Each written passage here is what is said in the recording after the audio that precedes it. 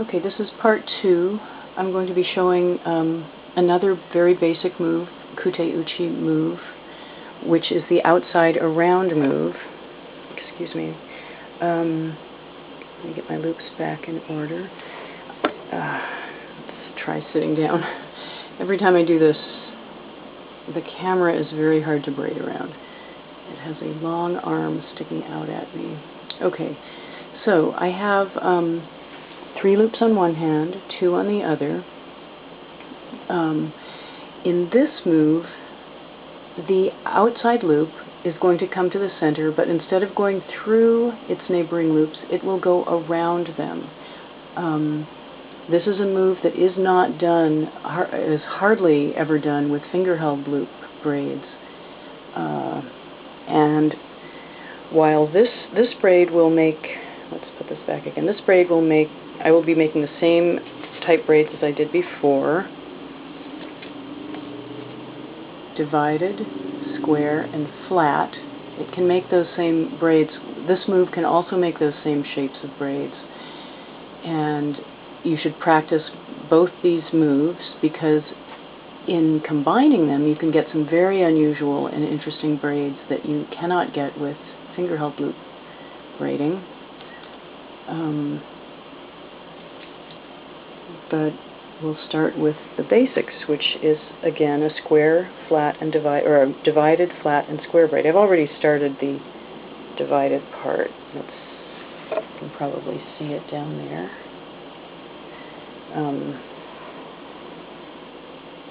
I'm braiding a loop that will be at the top of the divided part will form a loop at the top. It's 2 braids at once.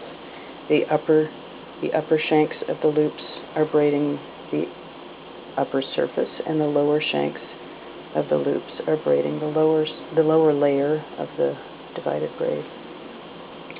Okay, so I start with 3 loops on one hand, 3 on the other, and then I will be, without a turn, I will be taking the outermost loop. Here we go. I'll try sitting down. I will be taking the outermost loop, this orange loop, without a turn, over its neighboring loops, reinsert the fingers, tighten.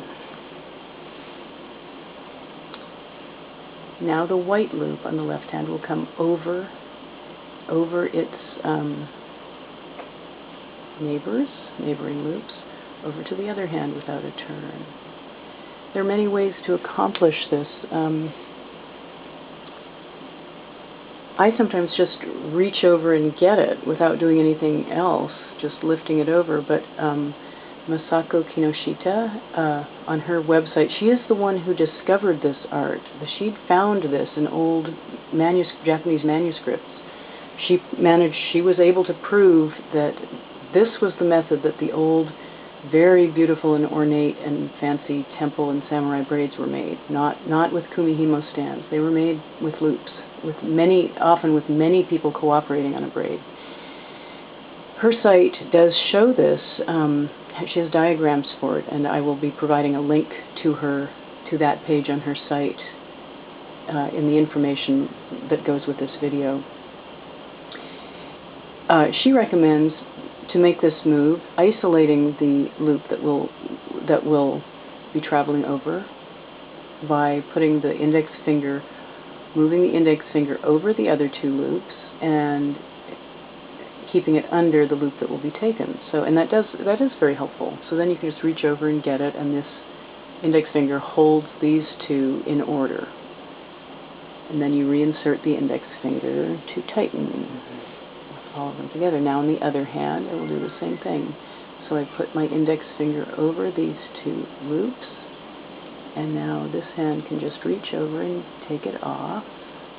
Index finger goes back, tighten. My loop is getting very long. Taking the outer loop over. This move is called outside around because, or that's the term Masako Kinoshita came up with, because the loop goes outside and around the other loops. Here I was doing it a different way. I was grabbing it and then putting my thumb over. That works too. However you want to do it, it's fine.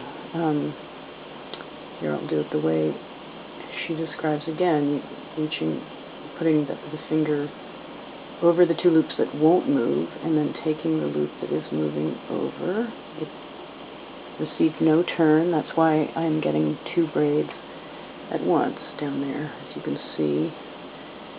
Sorry about the light.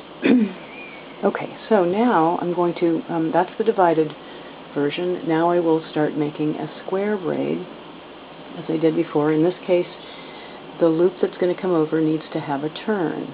I'm going to isolate it, and now when I'm not going to put my hands inside the loop to take it. I'm going to reach over the loop, pull it off, and as it comes over that way, it gets that magic turn. So tighten, and you can really see with handheld loops, you can, maybe it doesn't show in the camera, but you can really see that cross in the shanks. The loop turned over, and as those X's build up, they will join the upper and lower layers together. So now on the right side, I will be taking the dark red loop, isolating it, reaching over and taking it from the top, which will turn it over. Tighten. Now I will be taking the yellow loop, reach over, and I'm not going inside it, I'm going over it to grab it and pull it off. Here it is. Putting the finger back into those loops, organizing my loops a little, tighten. Now I'll be getting the orange loop on the outside of the right, the outer loop on the right hand. Oh, I forgot to isolate it. There we go. Reaching and getting it from the top. Tighten. Now the white loop, reaching over, getting it from the top. This is easier to show. This shows better in the camera than the previous braid because of going over the other loops instead of through them. It's sort of easier to show that. There we go. I'm getting the dark red, reaching over, pulling it off. Put my fingers back in, trying to keep these three loops separate. Tighten. Now I'm going to, here, I didn't show that in the camera. Now I'm going to be getting the yellow loop on the outside, reaching over it. Oops, let's get that loop back over it to pull it off. Reinsert the finger, tighten. Now we're getting the orange loop. That was the yellow I had gotten before, and now is the orange. With a turn, tighten. Now I'll be getting the white one, the white loop, reaching over.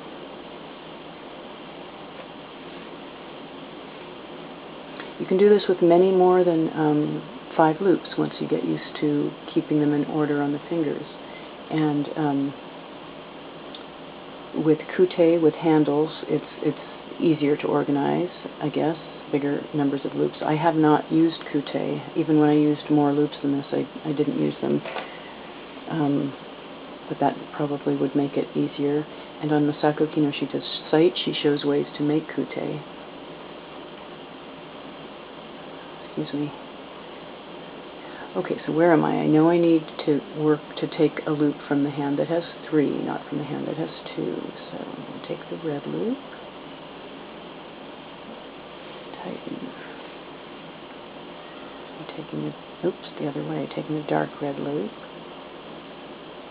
I better get these in order here. Here we go. Tighten. Now I will be getting the yellow loop. Reaching over.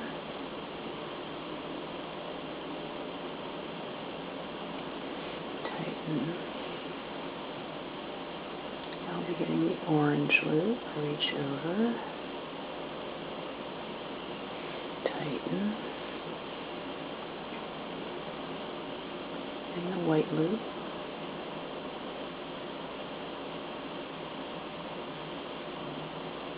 Reinserting my fingers. Tighten. Getting the light red. I isolated it. I'm going to reach over. take it off with a turn. I'm turning loops every time. I haven't gotten very far, so I'll try and get that. Maybe I'll try standing up. Other way. Tighten.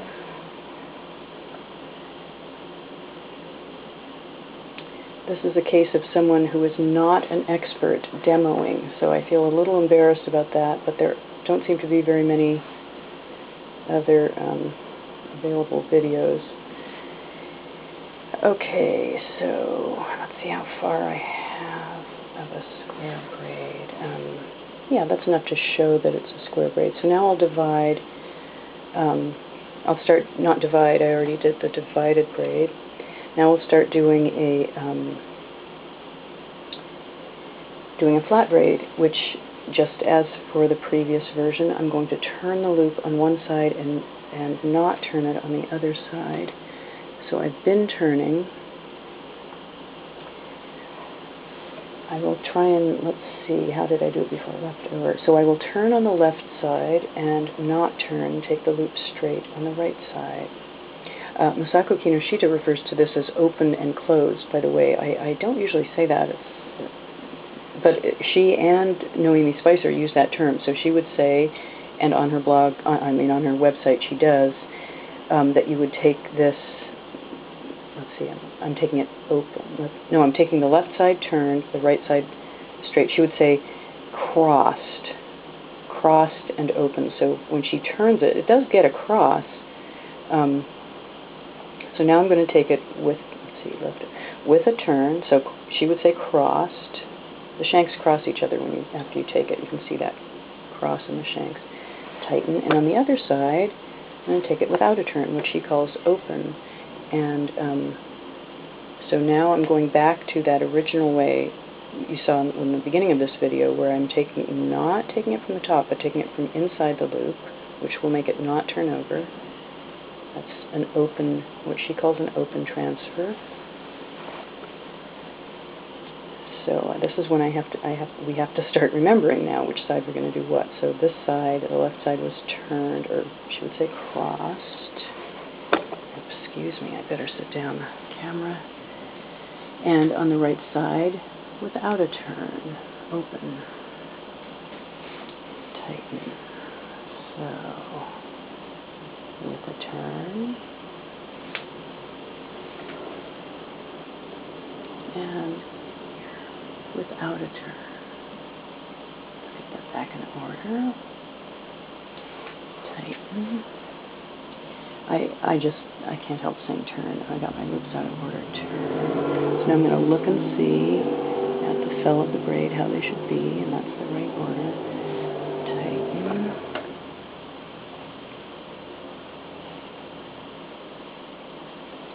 And open. Straight, unturned. Tighten. So, oh, I'm sorry. Forgetting where the camera is. So turned on the left side, comes with a turn, across, and on the right side, oops, there we go, oh, taking it through the loop so it doesn't turn over. It's an open transfer, so turn,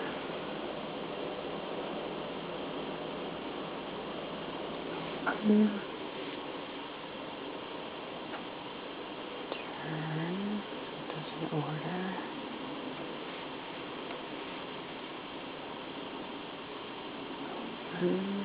oh, I didn't show that very well.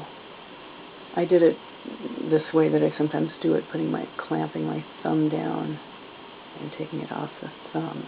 That also works. So turn. The white one just came over. I want to make sure it's separate. Tighten. Sorry, straight or open. Tighten. Turn. Stand up again. The height is a problem here. Open. We'll see if I made a mistake or not. It's very easy to do. Turn. And it's a worse mistake if here, when I'm going to take the open transfer, the straight transfer with no turn, if I turned that by mistake, that sort of ties the braid together there where we want it to be flat. So that's a worse mistake than on this side when I'm taking it, trying to remember to take the loop with a turn. If I didn't turn it, I'd get a little hole in the middle of my braid, but it would still at least be flat. So I really do try and, it's good to have a little mantra to say to yourself to really try to remember to take it the right way when you're doing this flat braid. Tighten, and straight. I should do it the right way, or the way that she describes, which is you put your finger through. It's so easy that way. Lift it over. Tighten. And with a turn. Tighten. Isolate the loop and lift it off. Tighten. Isolate the loop and lift it off with a turn. Tighten. Isolate the loop and lift it off. No turn. Tighten. Isolate the loop. Take it off with a turn. Tighten. Isolate the loop. Take it off with no turn. So this is the outside around move. It will make the same 3 braid shapes that the inside through move made. So if you're going to make a square or flat braid that way, you can just pick the way you like to do it the best. And then there are other braids where you combine these 2 moves to make some very interesting shapes. There are reasons to know all the different moves. Let's see if I have enough here. I'll park these if I have enough length to show, to get around on this side.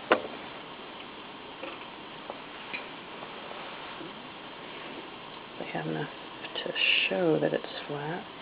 Okay, here was the loop at the top. There was quite a long length that I did of the divided braid, where none of the loop transfers were turned.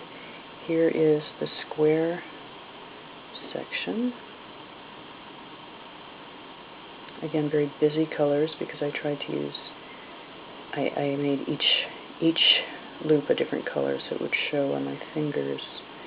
Then here is the flat braid section, which braids like a C shape, an upper layer and a lower layer joined on the left, the way we were doing it, and slit on the right, and I will open that and pull the edges out, and that's the flat braid, just as we had before. There we go. It looks very similar. It is. It's pretty much the same braid, just made a different way with the outside around move. Quite a rare a move that's only done for loop braiding. It's only done with, well, it's not done much in finger loop braiding. I have seen it. There are a few people that have used it when they have multiple loops on a finger to pull one off up and around this way, that it was being pulled off my hand. I was pulling it off my hand up around the outside. Okay, I guess that's it for this little video. Thanks for watching. And do check out Masako Kinoshita's site. She is the one who discovered this. It would have been lost forever. And she was able to prove, even to a very skeptical, very kumihimo, the kumihimo community, the master braiders in Japan had, of course, assumed that the ancient braids were made on kumihimo stands, and it was, they were somewhat resistant, apparently, to the idea of finding out from Masako Kinoshita that these very, very fancy braids, you can see pictures of some of the really incredible ones on her site, if you poke around on her site, that they had been made by teams of people just holding loops on their hands. And they actually, some of those braids were so large that they really, what I understand is they almost couldn't have been made on the types of braiding stands that were the earliest ones. The maridais they had then were, I mean, these were enormous braids. And now everybody knows that, yes, in fact, kumihimo evolved from loop braiding, handheld loops. They make pretty much the same structures, although this outside-around move, there are certain things that Kute-uchi moves can do that finger-held loops cannot do, and vice versa. If I ever get around to making some videos of unorthodox braids, those can really only be done with finger-held loops, as far as I know. Okay, thanks again for watching.